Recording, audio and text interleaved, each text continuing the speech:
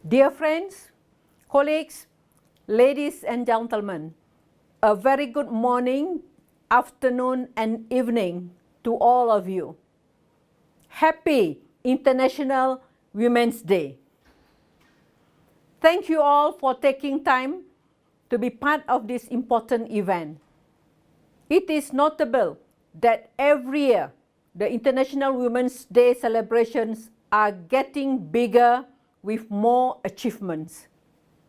Let me begin by saying women's rights are human rights.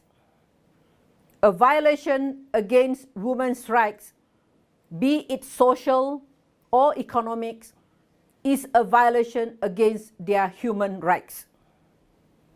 25 years ago, the Beijing Platform for Action set the pace for us.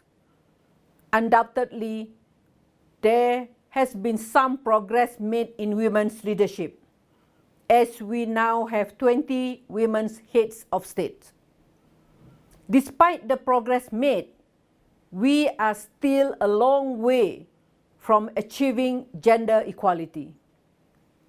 This is still no fundamental shift on gender inequality.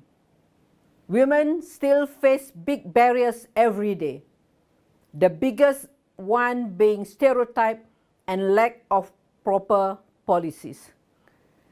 We have seen new barriers emerging from the pandemic, exacerbating gender inequalities and derailing the hard-won progress on gender equality over the years.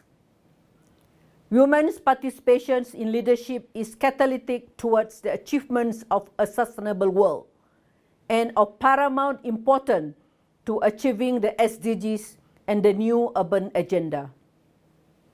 As we aim for a more inclusive post-pandemic world, let us work together, engaging with our peers and our networks to eliminate gender imbalances in decision-making and leadership. Allow me to highlight some key issues for our consideration.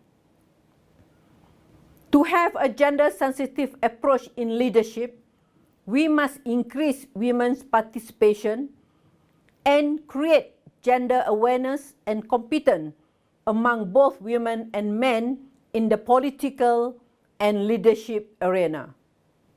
First, we must continue creating and implementing policies that allow the support women's participation in leadership. Second, awareness raising is key in ensuring women's participation in leadership. We must get rid of the many stereotypes that are holding us back. Third, we need to measure the progress being made on gender equality. The issue of women's participation in leadership is one of the critical areas where reliable data and information is lacking. UN Habitat's mandate is building inclusive, sustainable cities. The concerns of women and girls, and especially women and girls with disabilities, as well as older women, are front and center of our strategies, policies, plans, and projects. We are committed to scaling up collaborative partnerships with women's organizations, especially those that work closely with communities. Through active participation of women's groups and grassroots women's and girls' human rights are enhanced and integrated as key components of all decision-making and governance processes.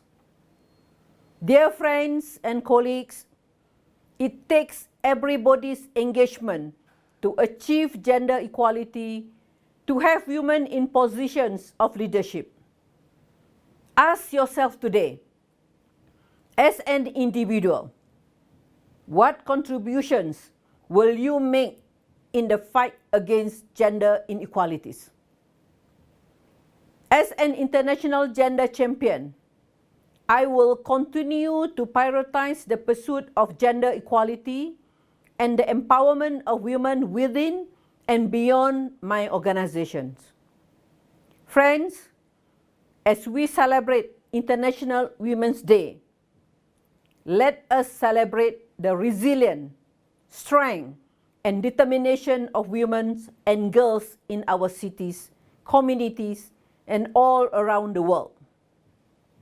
Let us join hands and work together to ensure that no one, no place, and no woman is left behind. Thank you all. Asante sana.